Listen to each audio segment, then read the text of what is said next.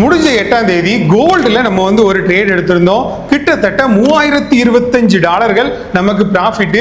இந்த $3025 ஃபண்டட் அக்கௌண்டா இல்ல ரியல் அக்கௌண்டா அப்படிங்கிற மாதிரி நிறைய பேருக்கு கொஸ்டின் இருக்கிறோம். இது முழுக்க முழுக்க ரியல் அக்கௌண்ட் தான், ஃபண்டட் அக்கௌண்ட். நான் யாருக்கும் சஜஸ்ட் பண்ண போறதும் இல்லை, நான் ஃபண்டட் அக்கௌண்ட் யூஸ் பண்ண போறதும் இல்லை. ஏன்னா நம்ம ஜஸ்ட் ஒரு $50 $100 கட்டினாலே $10,000 மதிப்புள்ள ஒரு அக்கௌண்ட்டை நம்மகிட்ட கொடுக்குறாங்க. அப்போ ஃபர்ஸ்ட் ஃபேஸும் செகண்ட் ஃபேஸும் கம்ப்ளீட் பண்ணதுக்கு பிறகு 80% அமௌண்ட்கள் உங்களுக்கும் 20% அமௌண்ட்கள் கம்பெனிக்கும் அப்படிங்கிற மாதிரி ஒரு டீலிங்ல பண்றாங்க. ஆனா எத்தனை பேருக்கு இந்த அமௌண்ட்கள் ஜெனியூனா வந்துட்டு இருக்கு அப்படிங்கிறது எனக்கு தெரியல. அதனால நான் அந்த ஃபண்டட் அக்கௌண்ட்டை யாருக்குமே ப்ரமோட் பண்ண போறது இல்லை.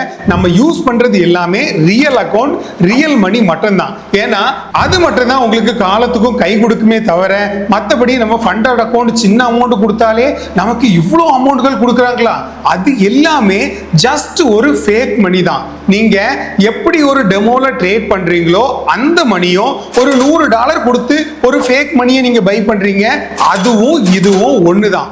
ஆனால் இந்த ஒரு டெமோல உங்களுக்கான லிவரேஜ் அதிகமா இருக்கும், அதுல லிவரேஜ் இருக்காது.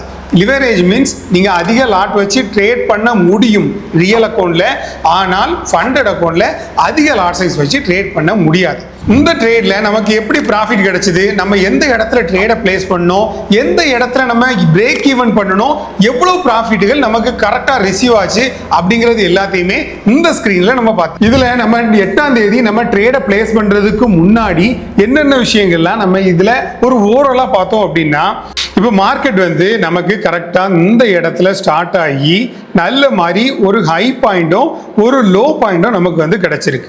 அப்போ ஹை பாயிண்ட்ல ஒரு ரெசிஸ்டன்ஸ் நம்ம வரைஞ்சிருக்கிறோம், லோ பாயிண்ட்ல ஒரு சப்போர்ட்டும் நம்ம வரைஞ்சிருக்கிறோம்.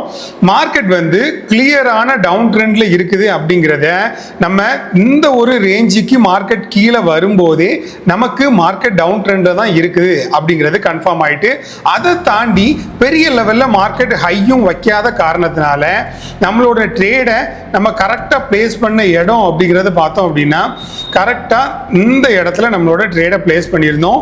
பிளேஸ் பண்ணிட்டு நம்மளோட ஸ்டாப் லாஸ் ஒரு 4500 பாயிண்ட்லையும் நம்மளோட டேக் ப்ராஃபிட்டை ஒரு 3000 பாயிண்ட்லையும் நம்ம செட் பண்ணியிருந்தோம்.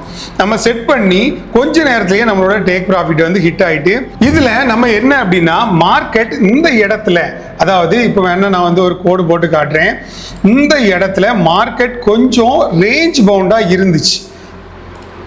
கரெக்டா மார்க்கெட் இந்த இடத்துல, அதாவது நான் இந்த ரெக்டாங்கிள் வரைஞ்சிருக்கிற இடத்துல மட்டும் மார்க்கெட் ரேஞ்ச் பவுண்டா இருந்த காரணத்தினால நான் என்ன பண்ணேன், இந்த ஸ்டாப் லாஸை எடுத்து 0 ஆக்கிட்டு இந்த ஸ்டாப் லாஸை எடுத்து ஒரு 1000 பாயிண்ட்ல நான் பிரேக் ஈவனாகவும் நான் வச்சிருந்தேன்.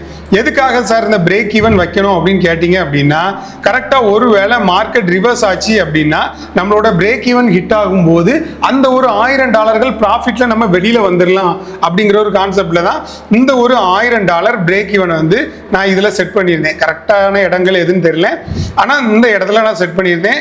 மார்க்கெட் இந்த ரேஞ்சில் அதாவது இந்த ஒரு ரெக்டாங்கிளை உடைச்சி மார்க்கெட் மேலே நம்மளோட பிரேக் ஈவன் ஹிட் ஆச்சு அப்படின்னா மார்க்கெட் விட்டு வெளியே போயிடலாம் அப்படிங்கிற மாதிரி இருந்தோம். ஆனால் நம்மளோட பிரேக் ஈவனை அது தொடவே இல்லை, டைரக்டா கீழே நம்மளோட டேக் ப்ராஃபிட் ஹிட் ஆச்சு. நம்ம எடுத்த மாதிரி ப்ராஃபிட்கள் நீங்களும் கண்டினியூவா எடுக்கணும்னு நினைச்சீங்கன்னா மறக்காம சப்ஸ்கிரைப் பண்ணி வச்சுட்டு கண்டினியூ பண்ணுங்க. இது கூட நான் என்னென்ன மாதிரி வீடியோ போடணும், இல்ல ஏதாவது இன்ஃபர்மேஷன்கள் உங்களுக்கு தேவைப்பட்டாலும் மறக்காம கமெண்ட்ஸ்ல கேளுங்க, உங்களுக்காகவே வீடியோ மேக் பண்ணி போடுறேன். Until then, thanks for watching FX Man Gold.